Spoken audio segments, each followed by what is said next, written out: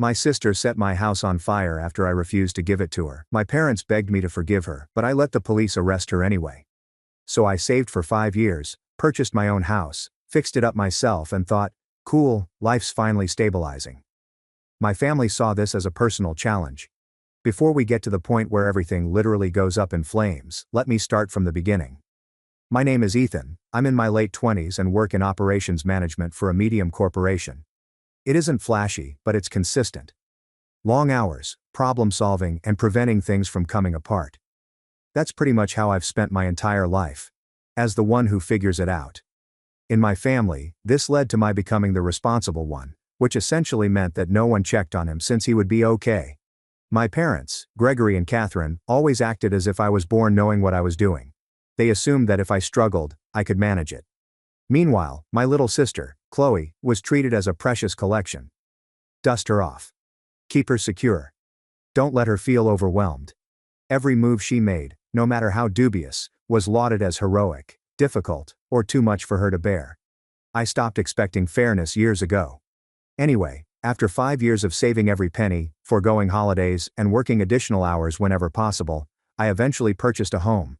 Nothing dramatic, simply a 2-bedroom cottage on the outskirts of town.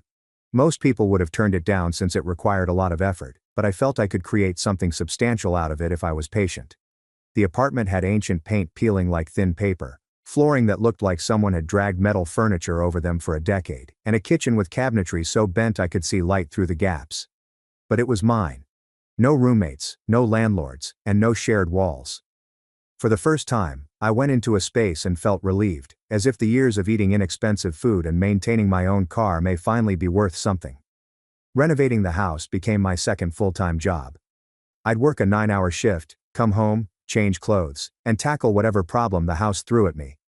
I watched video after tutorial, till my eyes burned.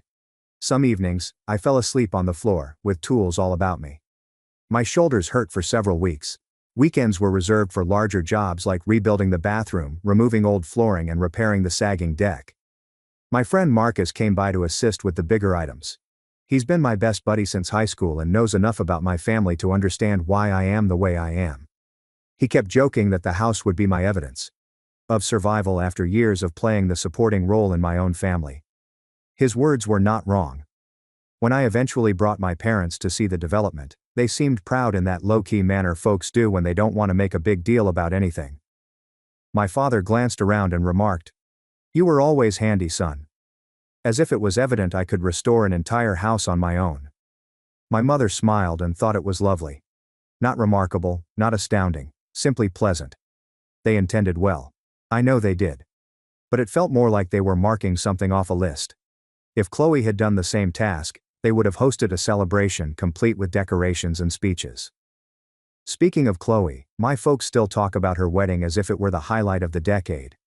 It's been years, yet they still talk about it all the time. The colors, the setting, how magnificent it was, how proud they were of their daughter. It wasn't until long later that I discovered how much they paid for it. I never received that kind of enthusiasm or support. When I mentioned that the down payment was difficult for me, my parents stated they wished they could contribute more evenly, but Chloe needed it at the moment. Like, need only matters when it's hers. But the reality is, I didn't buy the house to impress anyone. I bought it because I wanted something that couldn't be taken away or changed to fit someone else's tale. Nonetheless, as I stood outside and looked at the home after accomplishing the last of the main tasks, I anticipated to feel a part of something larger. Instead, I felt stable and strong, as if I had finally created something that belonged totally to me. The thing was, I hadn't realized that the others around me didn't perceive it the same way. For me, it was a home. For my family, it was just available. And that distinction is where everything went wrong. I intended the housewarming to be small. 8 or 10 persons, at most. Only my family, Marcus, and 2 coworkers assisted me in moving the heavier items. Nothing fancy. I bought a few pizzas, laid up some folding chairs because the living room furniture hadn't come yet, and planned a casual afternoon where folks could see the work I'd done. Chloe arrived 15 minutes early with 12 individuals I did not know. They swarmed through the front entrance, as if it were an open event. I hardly had time to digest it before Catherine clapped her hands and stated it was wonderful that Chloe added to the family enthusiasm. I was about to say something, when Gregory interrupted me with, It's family. Stop being weird, Ethan. More people means more love. It didn't feel like love. It seemed like siege warfare. Chloe walked in as if she were the host, not me. Her little son Oliver was on her hip and she quickly let him go about the home. The guests she invited strolled around, opening drawers and complimenting items that didn't require them, such as the hallway light switch. Her spouse, Gavin, came in last. He had the same expression he normally had. Chin slightly up, eyes searching the room as if he's assessing a business venture he didn't pay for. He gave a slow nod as if he accepted the plan, which irritated me more than I expected. While everyone settled down, Chloe began making comments that sounded like jokes but did not land as such. Wow, Ethan. 3 bedrooms. What exactly are you planning here? A bachelor compound? I mustered a modest smile. She continued going. It's kind of wild. One guy with all this space. What are you going to do? Talk to the walls? Must be nice having no real responsibilities. A few folks cracked a joke. I did not. Gregory jumped in with his own brand of helpful commentary. Well, you do have extra space. Chloe is simply pointing out the obvious. Catherine contributed her own perspective. I always said you'd grow into something like this when you finally settle down. Maybe it'll push you to think long term. I didn't know what to say. They made it sound as if I had purchased a toy rather than a house.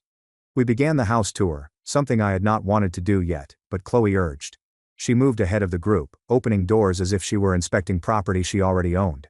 When she entered the first bedroom, she turned to her audience and remarked, "This would be perfect for Oliver. Look at that natural light. He needs sunlight." I blinked, believing she was exaggerating. She was not. Gavin leaned against the doorframe, grinning as if everything made complete sense to him. He answered, "Yeah, I can see this fitting our needs pretty well." Our needs. He stated it as if he had already moved in. Marcus stayed at my side the entire time. He watched the incident develop with a stiff look. He was not mistaken. Chloe continued to treat each area as if she were shopping for a kid. She did not bother to supervise. Oliver was dragging a plastic toy across the wooden floor. I spent 3 weekends sanding and sealing. Every scratch caused my stomach to plummet. Nobody stopped him, not even Chloe, who was too preoccupied discussing how she had arranged the furnishings in Oliver's future room.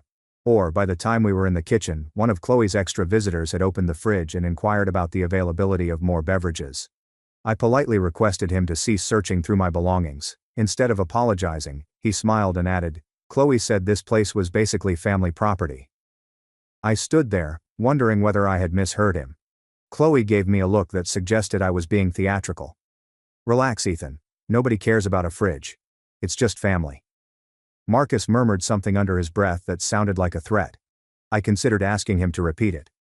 As the trip came to a close, I realized I hadn't said anything throughout. The entire event consisted of Chloe going ahead, pointing, assigning, redesigning, and behaving as if the home was some kind of common resource that I had selfishly locked away. People had only just eaten their pizza when Chloe clapped her hands loudly enough to cut every conversation in half. She stood in the midst of my living room, as if she were preparing to give a class. I froze in the middle of a sentence. Marcus peered over from the couch and some of the people she had brought quieted down. Chloe grinned too widely. I didn't move. I wasn't giving her the stage. But she took it anyway. "I have a plan," she said, taking a manila folder from her large purse. I took a step closer and asked, "A plan for what?" This was my housewarming, not a strategy meeting. She ignored it, opening the folder and pulling out pieces of paper she had printed. That alone annoyed me. She had come prepared, deliberate, and confident. "Since Oliver needs a yard and stability," she started off. "And since you have all this unused space, Gavin and I came up with a solution that benefits everyone." I crossed my arms and straightened my shoulders, indicating that I would not entertain whatever this was. But she did not back down. If anything, she straightened up, as if expecting a claim. "You transfer the deed to us," she added, as if she were requesting a cup of sugar. "It makes the most sense. A young family needs a home more than a single man does." The room fell dead silent. Gavin stepped up beside her, hands in his pockets, like he was here to negotiate the merger of 2 companies. "Your mortgage isn't crazy," he said, nodding toward me. "It's doable, and we already mapped out how we'll use the rooms." I abruptly interrupted him. "You're talking like you own the place." Gavin smirked as if I were being exaggerated. "We're being practical. You're a grown man with extra rooms, and your nephew actually needs the space. Chloe laid another sheet on the coffee table. Here's how it works. You transfer the house to us and then you can rent the basement apartment we'll finish. It'll be perfect for you. Something warm crawled up the back of my neck as I heard her confident voice. I came closer, dropping but not softening my voice. I'm not renting anything from either of you. I bought this house and renovated every inch of it myself. Chloe brushed it aside as if it didn't matter. Yes, you worked hard, but stability for a child is more important than your pride. Then the figures were released. Chloe pointed to a page with highlighted lines. The mortgage is around $1,300 per month. I did not respond. Gavin moved forward. We can contribute $500, maybe $550 when things are going well. You'd cover the rest because you make more. I laughed sharply and loudly. You want me to give you my house and pay most of the mortgage? Chloe asked without blinking. It's not giving. It's helping your family. If you say no, you're choosing money over blood. This time I didn't hold back. You don't get to guilt trip me in my own living room. Chloe attempted to maintain eye contact, but mine didn't move. She glanced away first. Gregory cleared his throat and stepped forward, attempting to appear indifferent. Let's just hear both sides. I stopped him off. There aren't two sides. There's my house and they're attempting to take it. Catherine stepped in immediately, hands raised as if she were the referee. Ethan, honey, stay calm. Your sister is just trying to solve a problem. No need to get so tense. She was staring at me. She made up a problem and her solution is stealing my home. Marcus rose from the couch, arms folded. Gavin snorted and puffed up. This isn't a negotiation. This is theft with extra steps. You don't understand how housing law works. I read that if you have extra rooms and refuse to assist family members, a court can.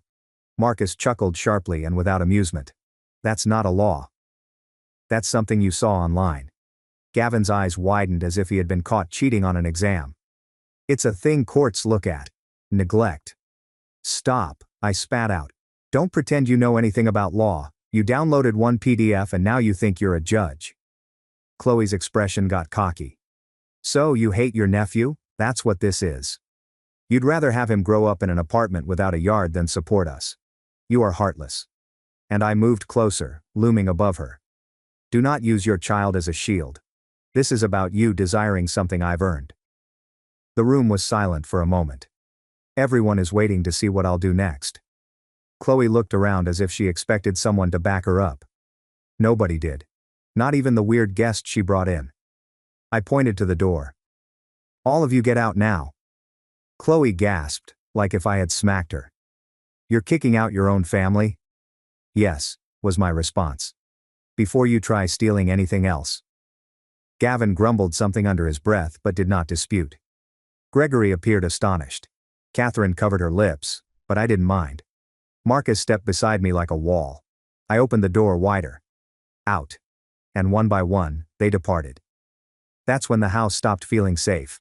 And this was merely the beginning. My phone lit up the morning after I kicked everyone out before I even got out of bed. At first I assumed it was Marcus checking in. No, that was Chloe. A wall of text dominated the screen. Paragraphs, voice notes, screenshots of stuff I never said, and lengthy guilt trips written as if she were auditioning for a theatrical speech. She didn't even attempt to conceal the insults. You're not a real man if you can't help your own family. You only care about money. You're cold and selfish. Oliver deserves better than an uncle like you. She alternated between threatening me, sobbing digitally with sad emoticons, and lecturing me on what it takes to be a brother. There was no pause between texts, only non-stop alerts. Then Gavin started. His tone was not hostile. It seemed condescending, as if he believed my reaction last night was only a little setback. Let us know when you're ready to have a mature conversation. We can work out the rent terms when you calm down. I'll start looking at contractors for the basement. Don't worry. I'll pick affordable ones. He texted as if he were the owner. I banned his phone number. He located another one and texted me from there. He also gave me a list of proposed modifications that he wanted me to do before they moved in. I did not react to either of them. By lunchtime, Chloe had shifted strategy and made the battle public. She wrote on social media that I booted out a woman and her infant in front of witnesses, and that I value empty rooms more than family. People who were unaware of the circumstances commented with love and "Stay strong, mama" under her messages. She even shared a few images from inside my home. In the comments, several of the individuals she brought tagged themselves in each other, as if it were a typical gathering rather than an ambush. I wasn't shocked when she twisted it. I was amazed by how quickly people believed her. Gregory called at about 3 o'clock. I expected him to start with something logical, noting how ridiculous the previous night had been. Instead, he sighed as if I had caused it all. "Ethan, can't you just apologize and talk to your sister? She's hurting." "She's not hurting," I corrected him. "She's angry because she didn't get her way." He brushed it off. "You know how emotional she gets. Don't escalate it." Catherine then called. I sent both of them screenshots. Proof: actual texts and voice messages in which Chloe called me heartless and Gavin pretended to have already moved in. Catherine continued to minimize it. Gregory interrupted with, "You're being arrogant, son. You're always stuck in your ways. Just be the bigger person." I nearly laughed. She attempted to take my house. How am I the problem? Neither of them responded. Marcus paid a visit that night. I showed him each message. He did not sugarcoat anything. "This is harassment," he stated. "You need to document everything, including screenshots and timestamps, and upgrade your security. People like this don't stop just because they're embarrassed."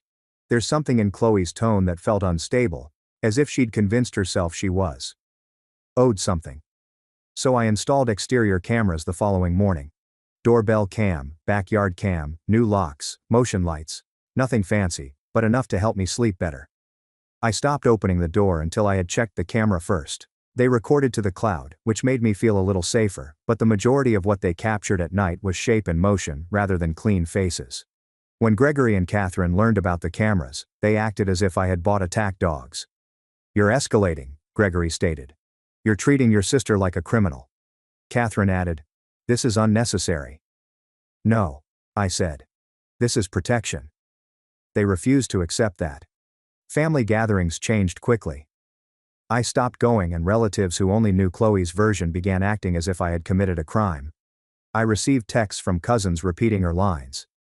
"Family members should not fight over a house. You could have handled it differently. She just wants stability for her child." No one seemed to care that the stability she desired was the result of years of work I had done alone. Even worse, word spread that I exploded at the party, as if raising my voice in response to someone demanding ownership of my home was an unreasonable reaction. Gavin claimed I threatened him, which never happened. I did not threaten to hurt him. I did not make any violent promises, as he had told people. I shut him down and told him to leave. That is it.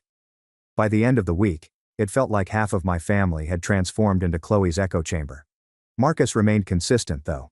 Every day, he reminded me to avoid emoji-filled traps and manipulative messages. He advised me to save everything and maintain a calm exterior. "People like them use chaos as leverage," he explained. "Do not give them more." I tried, but each day felt like a new level of disrespect, an accusation, or an attempt to make me feel guilty for not handing over something I built myself. I already had a work trip scheduled for the following week. It should have been a straightforward 2-day conference out of state. Instead, I left with a heavy tension in my chest. As I locked the door behind me the morning I left, I looked back at my house. For the first time since purchasing it, I did not feel excited or proud when I looked at it. I felt uneasy. Something was approaching, and I could feel it. I was halfway through the second day of my business trip when my phone rang with an unknown number. Normally, I ignore them, but something told me to pick up. A calm voice introduced himself as a member of the fire department in my hometown. He gave my address and then said the words I never expected to hear. "There's been a fire at your property." Everything around me vanished for a split second. My laptop screen, the conference room, and the notebook in front of me are gone. My first instinct was not even fear. It was disbelief. I inquired whether they had the wrong address. They did not. I grabbed my bag, informed my supervisor that I had an emergency, and got into my car. The drive back was a blur. I don't even remember the roads. Only the pressure in my chest increased as I got closer to home. Marcus called because one of my neighbors had his phone number after helping me with the deck. "They're saying your place is on fire," he told me. "I'm heading over right now." When I finally arrived at my street, I noticed the flashing lights first. Fire trucks, police cars, a few neighbors standing outside in their jackets, and then I noticed it. My house. Or what remained of it. The right side was completely blackened.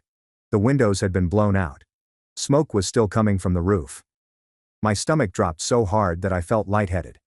What hit harder was seeing Gregory and Catherine standing with two officers, talking quickly and waving their hands as if they were defending someone. Catherine approached me before I could say anything. "Ethan, honey, don't panic. These things happen." "These things?" I inquired. My voice sounded sharper than I intended. Gregory stepped in quickly. "My house is destroyed. We don't know what caused it yet, so don't go accusing anybody. Fires start accidentally all the time." I had not accused anyone. They were saying it before I had even processed the scene. One of the firefighter investigators approached me. He introduced himself, asked if I was the owner, and began walking me through what they had seen thus far. His tone was professional, but firm. They deemed the fire suspicious. The point of origin appeared to be intentional. There were signs that someone had been near the side entrance recently. When they inquired about cameras, I pulled up the clips. The footage showed a figure cutting across the yard's edge toward the side entrance. Hood up and head down. Nothing you could positively identify from a grainy nighttime video. The feed then dropped, as if the power or router had been disrupted. A few minutes later, the fire started. Then Catherine said, "Remember, our daughter lives nearby, she would never do anything like this." The investigator looked perplexed. "Ma'am, we didn't mention any suspects." That said it all. The police wanted to speak with me. They led me to the back of a cruiser, which was quieter. They inquired about conflicts, recent threats, and anyone who may have a motive. I opened my phone to show them everything. Chloe's lengthy messages, Gavin's smug texts, public posts, and even the housewarming chaos. "That's a lot," the officer stated. No. "Do you have the names of the people who were at the housewarming?" "Not all," I informed them. "She brought strangers, but she posted about it, and they tagged themselves in the comments." I screenshotted it all. They photographed my phone screen, asked follow-up questions, and carefully documented everything. As I walked back toward the curb, I noticed Chloe standing a few feet away, arms crossed and eyes red as if she had been crying. She was not being questioned. She was not upset by the fire. She seemed upset that I was giving the police information. When she saw me, she immediately went into performance mode. "I can't believe you're letting them think I had anything to do with this," she said, her voice trembling. "I'm your sister, I'm your mother. Why would I ever hurt you?" I didn't say she did anything. I did not imply it, but she responded as if she had already been accused. Gavin stood beside her, trying to appear composed. "You need to be careful what you're saying to officers," said the man. "You're emotional, you don't want to create a false version of events." He was staring at me. I told them the truth. He gulped hard. "Just don't let anger cloud your judgment," said a guy who had attempted to claim my house 2 weeks before. Marcus finally arrived and went right to my side. "You good?" he inquired quietly. "No," I replied. "Not even close." He remained there, a steady presence, while Gregory and Catherine hovered on the opposite side of the yard. I overheard Gregory tell an officer, "My daughter would never do this. She's a caring person. Whoever told you otherwise is exaggerating." The officer responded, "Sir, we're gathering facts. We haven't been told anything specific." Catherine kept looking at me as if I was the one who started the fire by cooperating. When another investigator approached me with clarifying questions, Gregory stepped forward like a defense lawyer. "Do you need to keep asking him questions? He is upset. Consider saving it for later."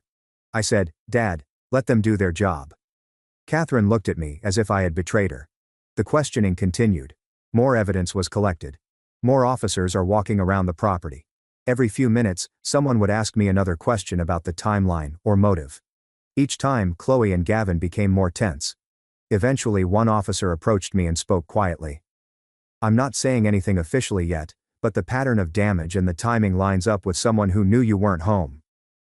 My teeth were grinding. I didn't say anything. When I looked back at my parents, they were huddled around Chloe, as if they were comforting the victim, herself. It was obvious by the time the firefighters had cleared the scene and secured the area. The evidence pointed to Chloe. And my parents were not simply refusing to see it. They were already planning their defense. The investigation proceeded faster than anyone expected. A week after the fire, the police called me early in the morning and asked me to come inside. I sat in a small room alongside an investigator and a detective. Both of them appear serious, yet calm.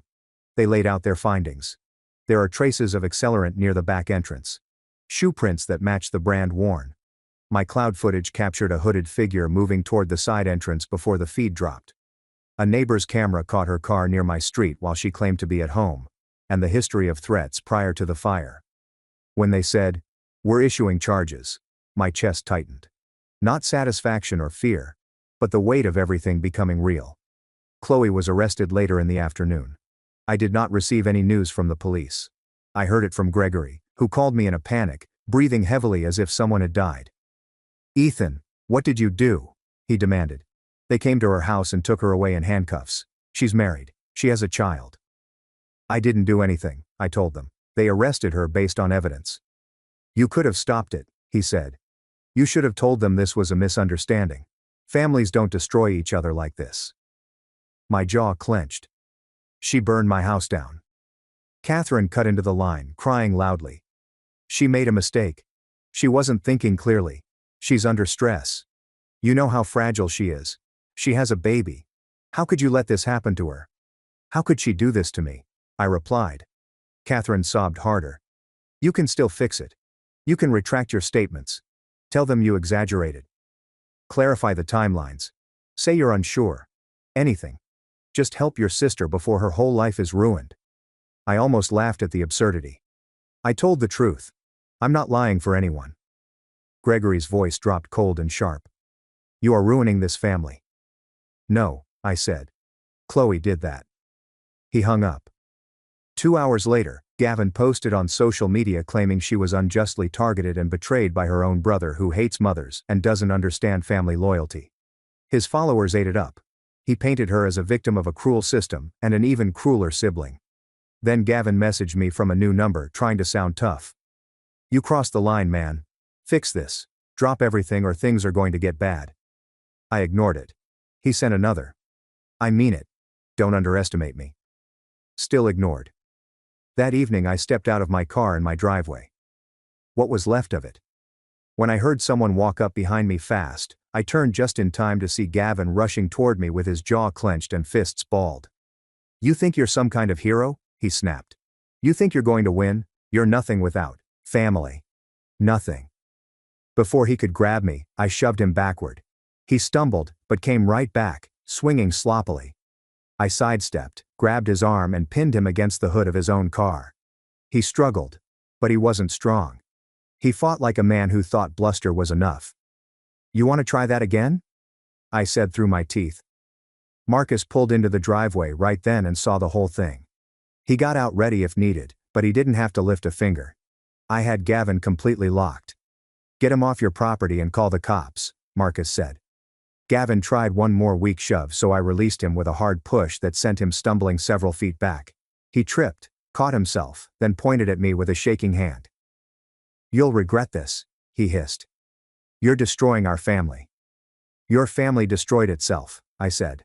"Now get off my property." He scurried to his car and peeled out like a teenager who just lost a fight he started. Marcus walked over. "You okay?"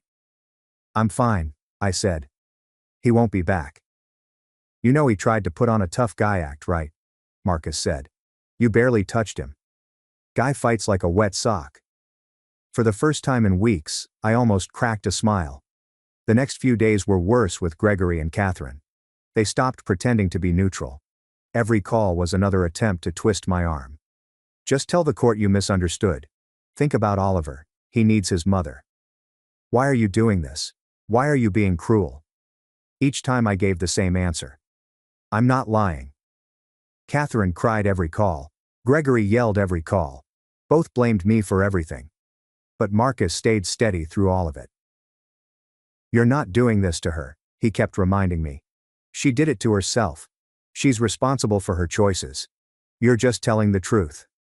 That's what kept me grounded. Facts do not change just because people cry about them.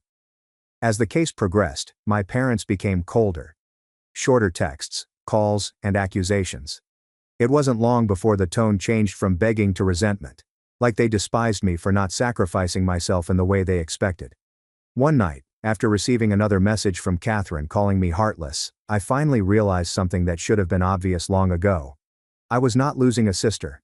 I was also losing my parents. The court was not quick. It was not satisfying. It was nothing like people imagined. It was paperwork, waiting rooms, phone calls, meetings with attorneys, and brief hearings in which everything felt heavier than the time allotted to discuss it. However, the case progressed, and the truth eventually surrounded Chloe from all sides. The plea agreement was reached in the middle of the summer. Because the house was unoccupied and she had no prior record, the charge she pled guilty to was not the maximum they could have imposed. The prosecutor proposed a deal that guaranteed restitution while keeping the case out of trial. The judge suspended jail time on the condition that she pay, comply, and stay clean, and warned her on the record that a single violation would result in a sentence. She took it. There was no dramatic speech, no final attempt to deny anything, and no major emotional breakdown. Just a quiet admission to the charges because the evidence was too clear to fight. Guilty. Her sentence included probation, mandatory counseling, community service, and something more important: court-ordered restitution. She owed tens of thousands in damages. It wasn't a random number. It was related to the fire investigation, insurance assessment, and the cost of the damage she caused. The restitution was structured as a long-term payment plan that she could not avoid. Wage garnishment, tax return seizure, and financial restrictions. It was the only time the court seemed to recognize what I had lost. In addition, insurance compensated me fairly. They covered temporary housing, personal property losses, structural rebuilding estimates, debris removal, and a portion of the replacement cost for items purchased during renovations. They did not hand me one large check. The initial funding covered temporary housing and immediate losses. The larger portion came down to a choice: rebuild and claim full replacement value, or reach a final settlement and walk away. It was difficult to get through the paperwork, and I argued with an adjuster several times, but the payout arrived, enough to recover but not enough to forget. The house's remains were inspected, photographed, documented, and then cleared. After the insurance settlement was finalized and it was clear that I was not going to rebuild on that lot, I sold the land to a small development company and let them deal with whatever happened next. I did not want to step foot on that property again. Meanwhile, child services became involved through the court system. Any parent who commits arson, particularly against their family, is flagged. They assessed Oliver's living situation, scheduled supervised visits, and required parental classes. It was a mess, and none of it was my fault. But in my parents' eyes, it was still all about me. Gregory and Catherine stood outside the courthouse on the day Chloe was sentenced, waiting for me. Catherine had tears running down her cheeks. Gregory appeared to have aged 7 years. Neither of them looked at me in the same way a parent would look at a son, but rather as someone who had ruined their carefully arranged world. Catherine was the first to step forward. "Ethan, enough is enough," she said, her voice shaking. "She's had her punishment. Please stop now." "Stop what?" I requested. "I'm done. The court handled it. You didn't have to push it this far," the woman said. "She's married. She has a child. He needs stability." I looked at her, astounded that she could say that with a straight face. He needed stability before she set my house on fire. Catherine flinched as if I had slapped her. Gregory stepped in. "You got your compensation, you got your payout. You're starting over anyway. Just drop the hostility. Let her rebuild." "You think compensation fixes everything?" I was wondering. "You think money replaces the place I spent months rebuilding or the feeling of being hunted in my own family?" "You're being cruel," she said softly. "No," I said. "I'm being honest. Something you two haven't been with me in a long time." Their expressions hardened. Not because they disagreed, but because they were finally hearing something they had never wanted acknowledged. It did not end there. They tried one more angle. "Do it for Oliver," Catherine implored. "He needs his family." "He has family," I corrected myself. "Just not me." That was all. No yelling, no lengthy speech, just the absolute truth. I walked away as they remained frozen on the courthouse steps. That night I blocked Chloe, Gavin, and eventually Gregory and Catherine. It wasn't vengeance. It wasn't rage. It was about survival. You can't have people in your life who will watch your house burn and then blame you for the smoke. The final part of the insurance settlement was processed 3 months after the court case was closed. I had enough to rebuild or relocate. I chose neither of those old paths. Instead, I accepted a job offer from a branch of my company located 2 states away, better pay, weather, and distance. I packed the little I had left. The fire destroyed most of my belongings, so I moved into a clean, quiet apartment with new walls that did not carry old echoes. Marcus clapped my back as we finished unloading the last box. "Feels like the first normal chapter you've had in a long time," he told me. He was correct. There was no celebration, no victory lap, no dramatic rebirth. Just silence. The kind of quiet a man notices after years of tolerating noise. I found my rhythm again. Work, sleep, and small routines centered on my life, and no one else's. The first time I cooked in the new kitchen, I didn't consider who might knock on my door or demand something from me. Months later, sitting on my new couch, I recalled something that had stayed with me my entire life. My family always labeled me as strong. People believe that is praise. It is not. Being the strong one was just an excuse to take from me, assuming I'd never break, complain, or require anything in return. I'm no longer their strong one. I am just a man living in peace. Far away from those who mistook my stability for something they could exploit. For the first time in my life, that was sufficient.